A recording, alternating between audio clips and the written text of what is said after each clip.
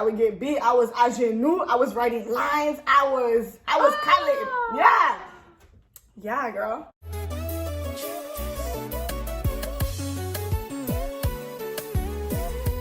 Hello everyone, welcome back to my channel. It's your girl Nelly B. We are back at it again with another video. Today's video is a seafood mukbang with my cousin Whitney. I was so excited to do my video with her. It was her idea, so we are gonna get to eat good today. And we are talking about growing up Haitian. So we're gonna dig in and talk, get into some questions and everything.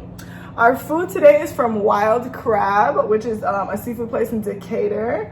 I got half a pound of snow crab legs, some mussels, and some shrimp. So I'm super excited. It looks really, really good. And I got a pound of snow crab and corn and potatoes. I'm a pescatarian, but I don't eat shrimp. I'm trying to stop eating shrimp, basically, because I'm kind of over it. So yeah. Okay. Cool. So yeah, so if you're new to the channel, go ahead and like this video, subscribe to the channel. Welcome to the family, and we'll get right into the video. Okay, so I lived in Haiti. Well, I was born in Haiti and lived there till I was I 13, 12 or 13 years old? I don't know exact.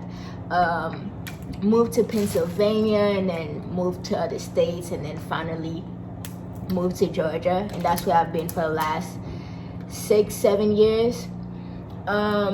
Growing up with Haitian parents has been interesting in good and bad ways. There's different ways that they do things that our generation no longer is tolerating.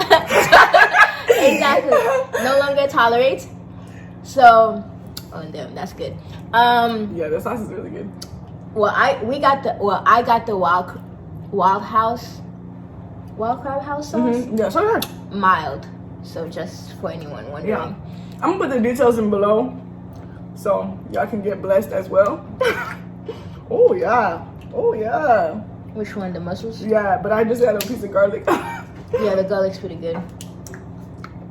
Y'all don't have to give us a couple minutes to enjoy this. But yeah, growing up Haitian, it's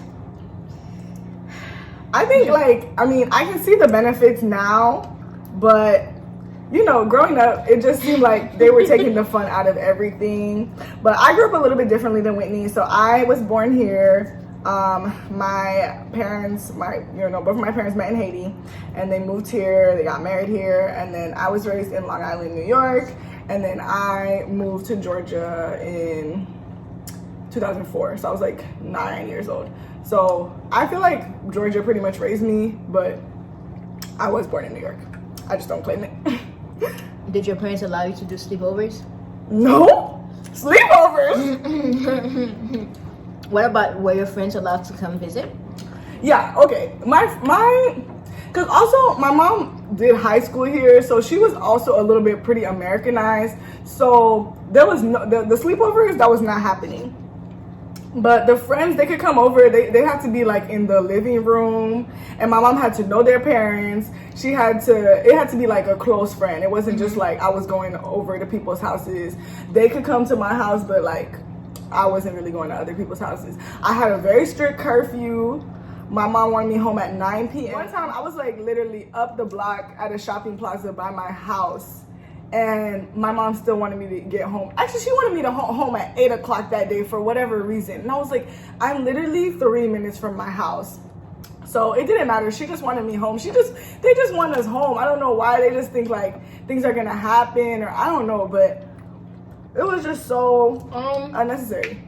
At least your parents allowed you to have friends over. My mom had this thing that she says in Creole that I don't send you to school to make friends. Oh yeah. I send you to school to get an education. Yeah. So when I used to live in Haiti, and friends will invite me to a party or just at their house, man, I would be crazy to ask my mom. So wait, so in Haiti, people were doing that knowing that Haitian parents don't like that? But certain Haitian parents will still allow their kids to have sleepovers and to have their friends come over. Oh, this is news but to my me. parents will not. Like, oh wow. Hell no. Being the only daughter, oh my God. Like, and the oldest, oh my God. They were super protective and just thought the worst of anybody that was a family, basically. So even when I moved to the States, my mom was just like, no. The Haitian culture, families only know 3 L's. And my mom was strict on those 3 L's, okay?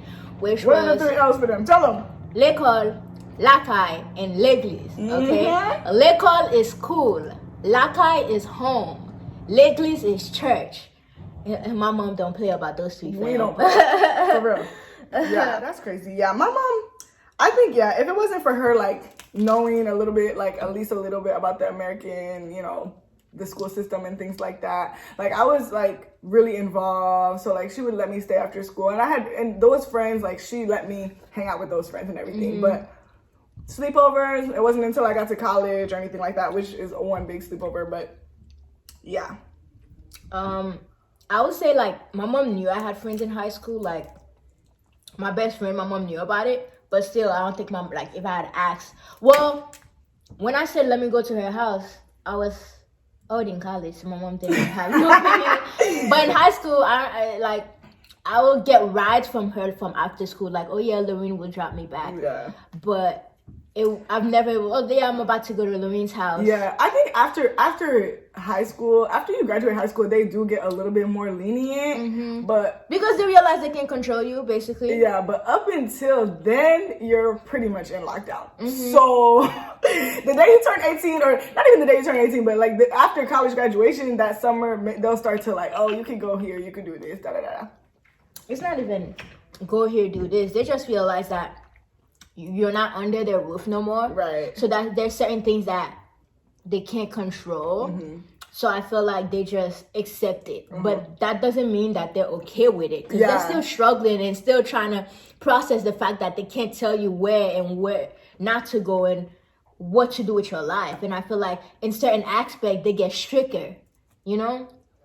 Okay, so both of us are actually the oldest, and we're the only girls in our family. Jesus Christ. So how do you think the differences between the way Haitian parents raise their girls and the way they raise their guys? Man, I've witnessed it. I've lived in it, and I'm still dealing with it. I'll say this, like, one thing that I would have appreciated that my parents did was trust that they raised a good daughter. Trust that not just a good daughter, a good young woman. Yeah. And believe and trust that when I'm out there, that I'm going to make the right decision. It doesn't matter if it was a man or with anything. Like, trust that you did a good job as a parent. But it's like, how can I say this? They allow a lot of negative things to... Oh my God, like, I don't want this to happen to you. I'm not saying they don't have the right to be worried, but it's just like, trust me, you know? But when it comes to the boys, it's like, oh, Mom, I want to go. Running buck wild. I want to go to a whole different state. Yeah, fine. Like, when are you coming back? Right. You need some food? Yeah, you need some food. But you for want us, to do your laundry before you go? Why are you going? Who you going with? And I understand it's a way of, like, trying to be protective, making sure that we're safe. But trust me, I know what's right and I know what's wrong, and I'm not about to put myself in no situation. Yeah. So I think for me, it's just like they made sure to put all the pressure on us, like, to, you know, do well in school, to, you know, do the right thing, to pick the right career, all of this type of stuff. And then I just feel like with the boys, they just cater to them. They just cater to their needs, cater to what they, you know, and it's like, I see the loosey-goosiness that they are with them. It's like, it doesn't benefit them. You know, it doesn't benefit them because, like, we know how to cook. We know how to clean. We know how to do all of this type of stuff.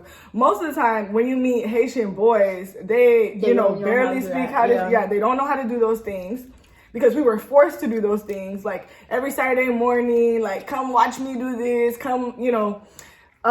be in the kitchen with me, and I used to rebel against that. So I barely know what I need to know because I used to feel like it's not fair. Like, it's not fair. And I just wanted to be a kid, and I just wanted to roll around and be in the grass and stuff. But like they were not, you know, they were not forced to do all those things like we were. And then it's like the language. Most of the time when you meet Haitian boys or, you know, Haitian... And they wasn't raised in Haiti, sometimes they don't know how to speak their language. They don't know how to speak They understand it, but they don't know how to speak it. They'll be talking to their mom, and then the mom will be talking in Creole, and then they'll be talking in English. Yeah.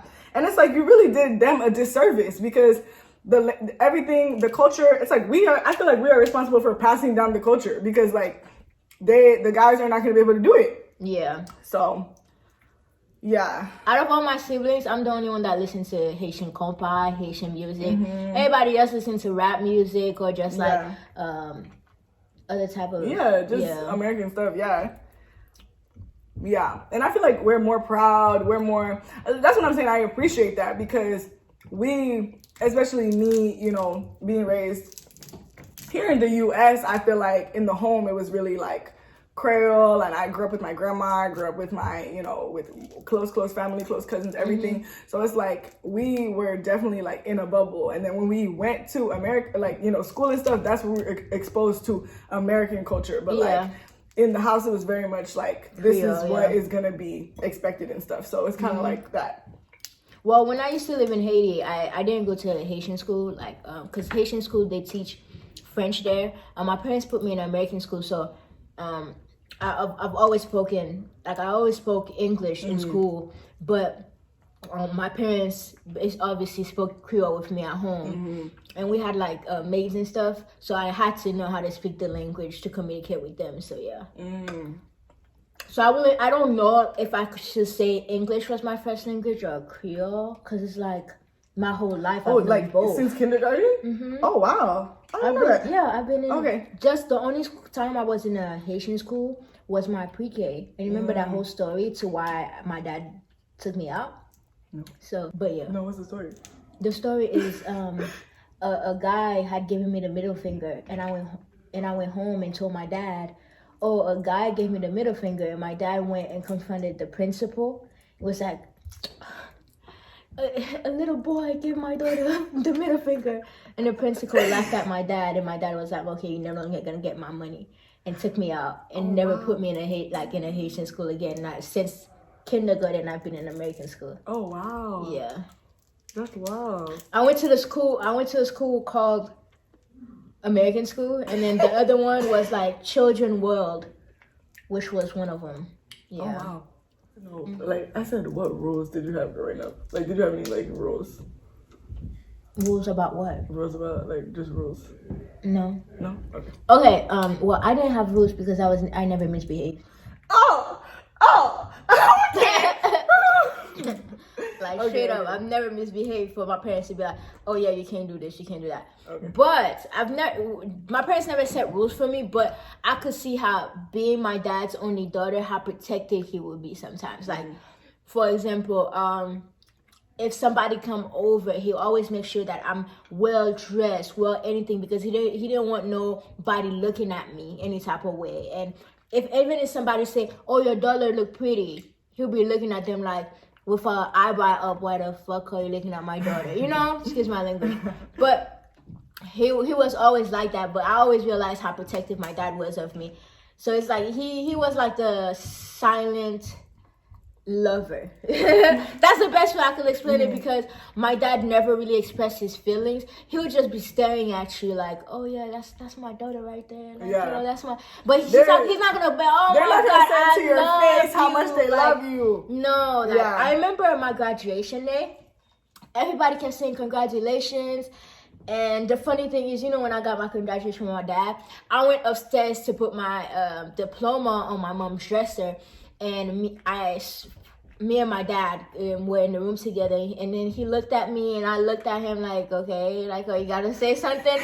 And then he was just like, I'm so proud of you. And then he gave me a hug. And that hug, like, for the first time, I felt like my dad, you know, like, was expressing his feelings because he's not used to doing that. And I'm like, why can't you do it in front of everybody? But that's how private. They don't show their feelings in private. Like, no feelings. No. And I actually, like, and I was telling my mom that the other day, I'm like, we didn't learn how to properly express our emotions. Yeah, no. Because we didn't see y'all doing that. Like, my parents, like, I see them show like PDA or physical affection on one another's birthdays and then like their anniversary, maybe. But like we're not like the type of people that's always saying I love you or anything like that. The last time my dad told me I love you was when Kobe Bryant died. That's how you know he was so like emotional that day. Everybody was so emotional that day. Yeah. That's when I knew he called me to check up on me, and then he was like, he told, you know, we were talking about it, and then he ended the phone. He was like, I love you. But you know, like, the funny thing I know he makes it. The funny thing is, I feel like my mom now show more emotion than everybody. Like I hear more. Like, I'm not saying she never did. Don't get me wrong. My mom always expressed how she felt, but now like she won't end a phone call with her saying, I love you. Yeah. She will always say it. And I feel like before, it was like, I knew my parents cared. I knew because of what they did, of course. But at the same time, it's but you need to hear it. And I think that, like, now we're all grown up, 24, 25. It's like, it's good and dandy now, and I appreciate it. But I needed it back then. I was a well-behaved. And then we can talk about it, too. Because I'm just now finding out that the girl never got Khaled. I'm sorry, shook. guys. I've never in my life gotten a whooping. Because here's the thing. I was always the quiet girl, you know, like my aunts, anybody could tell you I was always quiet.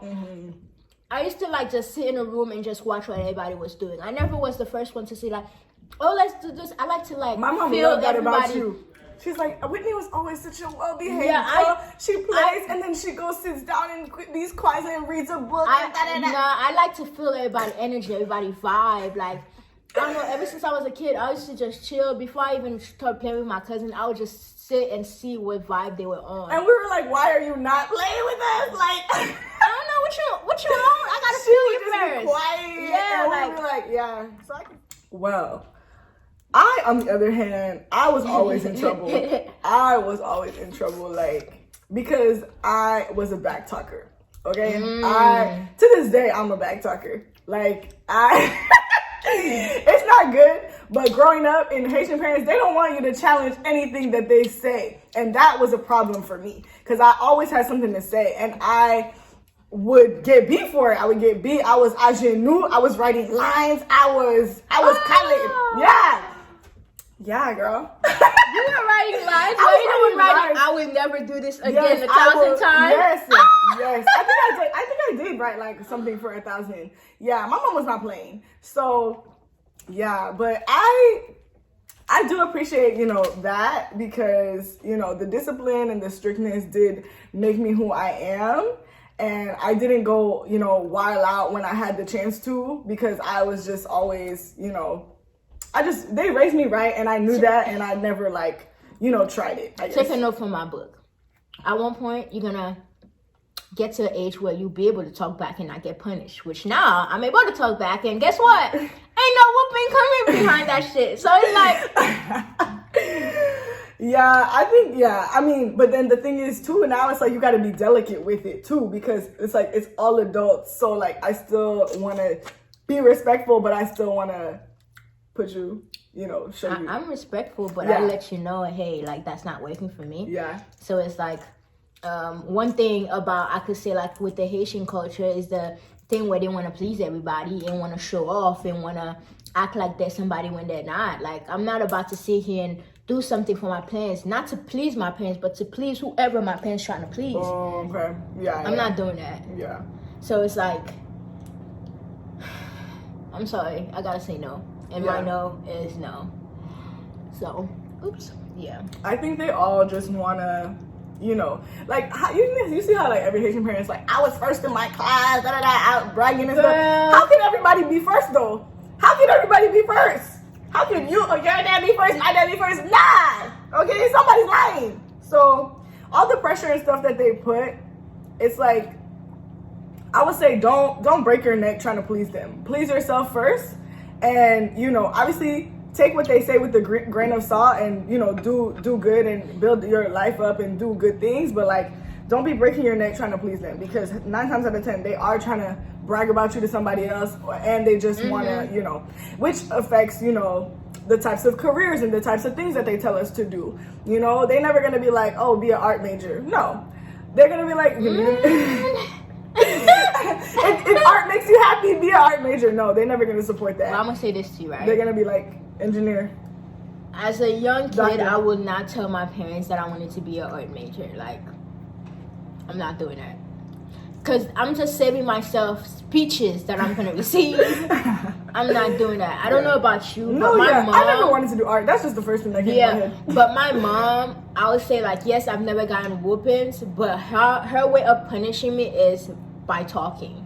Oh, my mom could talk your ear. Like, I've been on the phone with my mom for 3 hours, and the first hour and a half was her chewing me up. And my mom don't have a time limit where, okay, I'm just gonna call her at 10. No, she will call you at 5, 6 in the morning. You're answering the call thinking it's an emergency, and it's her calling. And as soon as she call, as soon as she say hello and she realizes that you answered, it's over. Ain't no hanging up. She's not gonna give you a time. She's not gonna pause to see if you're still on the phone. She's not gonna pause to hear your explanation. She's like, that's my colleague. She keeps going and going and going and going. And then at the end she said, bye. And I'm on the phone like, what just happened? That's not what happened. And it's just like, I have to let her cool down. And then once that happened, then I'll talk to her and be like, okay, like, yeah, that's not it. But again, like, that's her punishment to me. Until today, like, if I see my mom is about to go on that rail, like, something pissed her off and then she's trying to take it out on me, I'm like, okay, yeah, we're not doing this. Like, I'll switch it up on her real quick. It's like, I'm an expert at that now. Like, I already know it. I catch it real quick because I know what's going to come. So, were you allowed to date growing up? Yes or no? No. As you said, that's not great. No.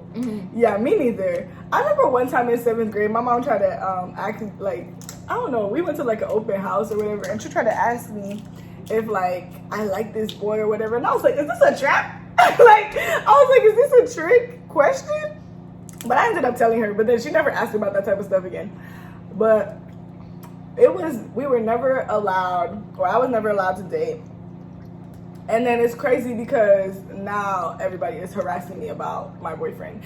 Where can the boyfriend be if I was never allowed to date? Ooh. Where he at though? If I was never allowed to make connections and da-da-da-da-da, like, it's just so annoying. Like, there was really like school. And then after college, that's when it's like, oh, where's the dating? When are you getting married? Like, I've been focused on school. I'll say for me, I never wanted something serious. Like, I feel like to a point where when I got in a relationship, I wouldn't say like other people were shocked, but people were like, the first thing that they told me was not to be mean. That was the first advice. But for me, I feel like I wasn't looking, I wasn't searching, I didn't want none. But they didn't let you. They didn't let me. But you didn't want one. But I didn't want one. Okay. Like, in high school, nah, I ain't got time for that shit. Excuse me. I don't have time for that. So it's like, of course guys were attractive. Of course guys, but did I want a relationship, like boyfriend and girlfriend? I feel like no. So, yeah. Okay. Like, I enjoyed other certain people's company. But I never thought of it being so serious because I'm not gonna lie, at one point I was scared of commitment. Because it's like, as much as I could say our Haitian parents showed good example of commitment, I'm not gonna lie to you guys. There's like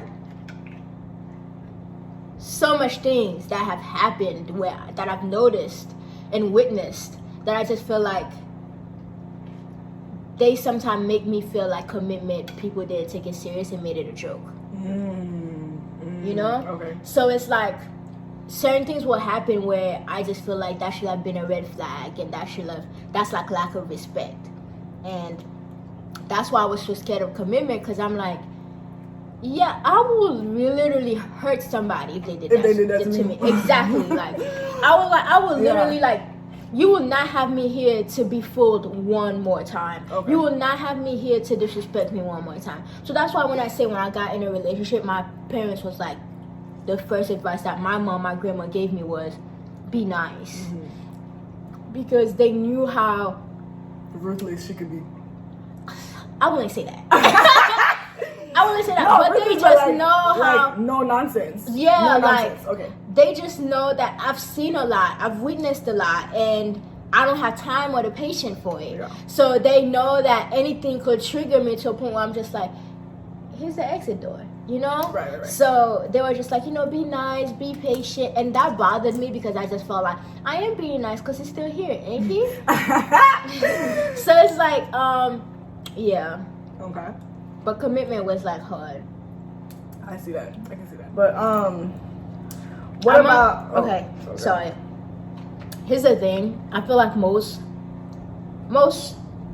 Haitian household and other nationalities might have that, where the female or the wife is more submissive, where they take care of the house, take care of the kids, like cook food and stuff like that. So most Haitian men expects the wife to be cleaning, cooking, doing all that. Being their mom. Okay. Yeah. Basically. What I will say is, I'll say for me, that's not how it goes. I'm not saying that I don't clean, cook. I do all those things, but I'm not gonna be doing it on a daily basis, you know? So I feel like at the same time, I feel like this was the issue to why I feel like I didn't have a good example of commitment in relationship.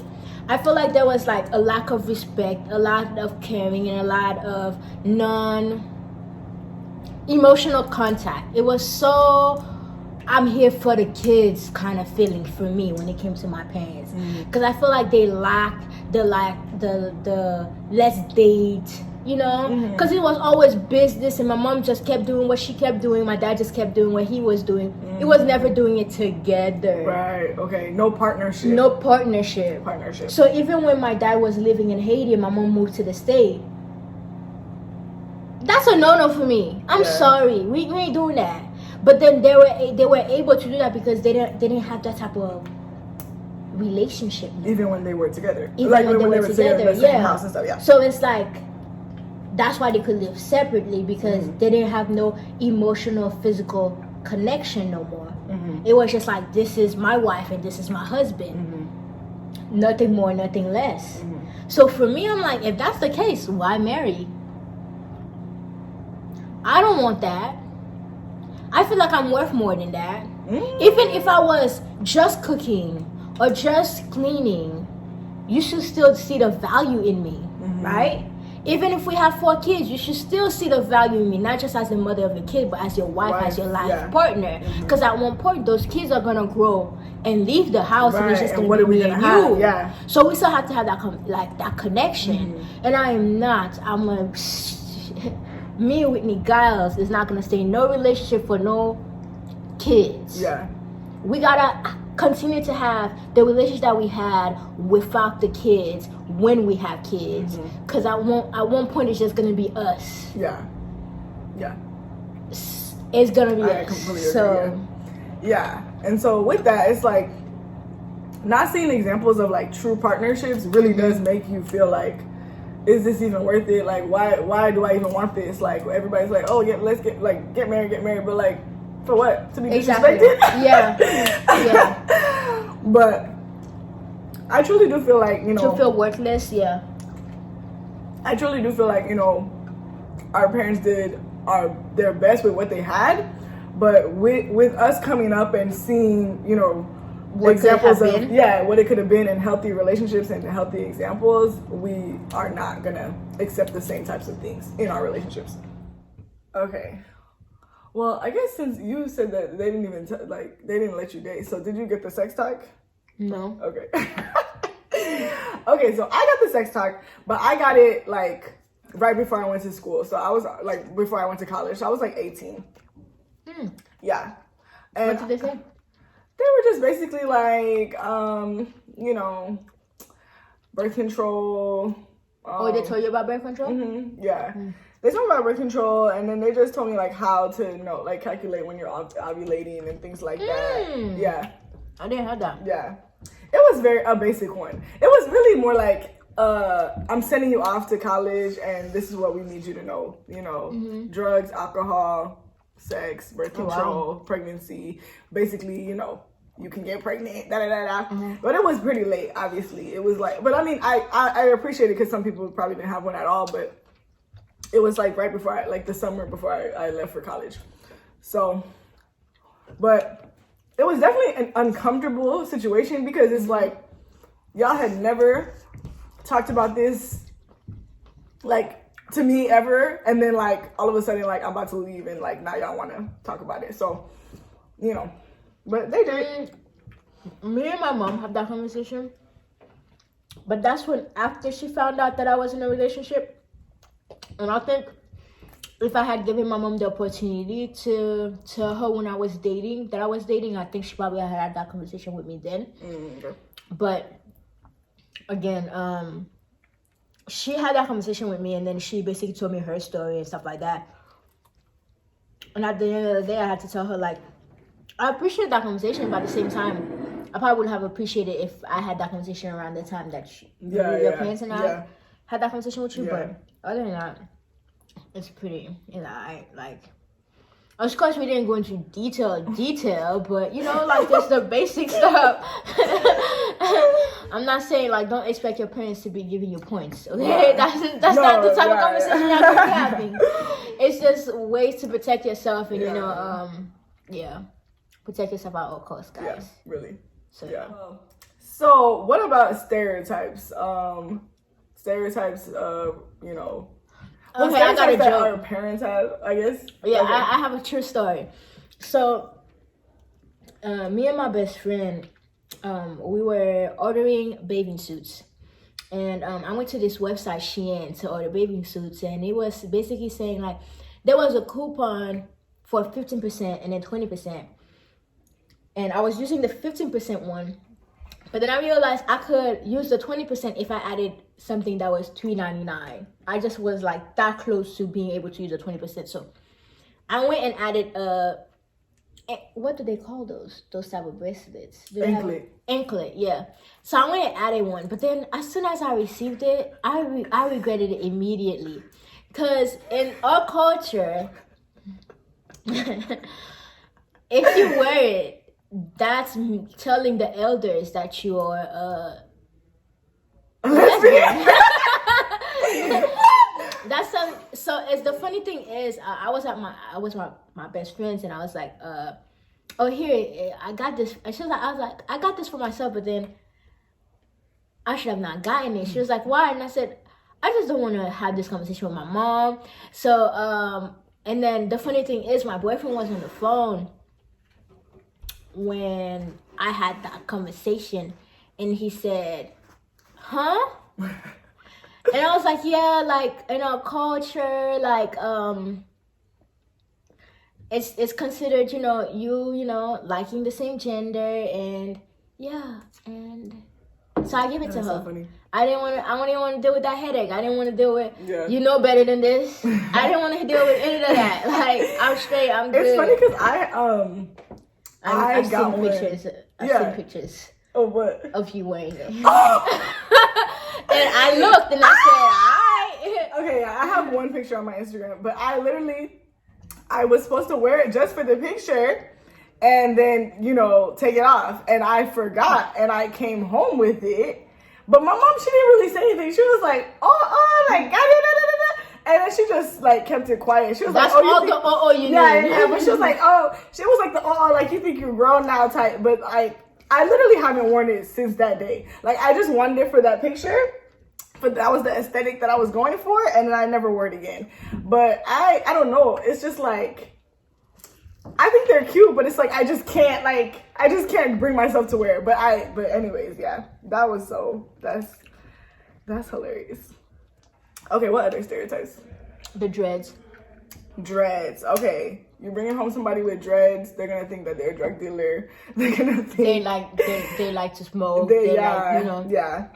They're into drugs. Yes. Basically.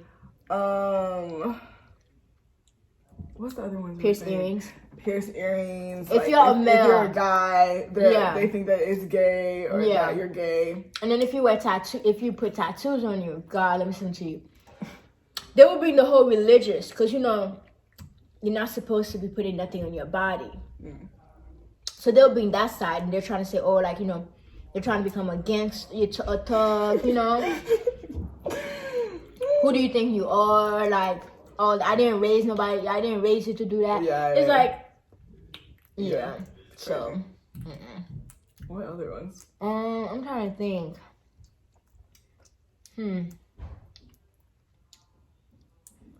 I don't know.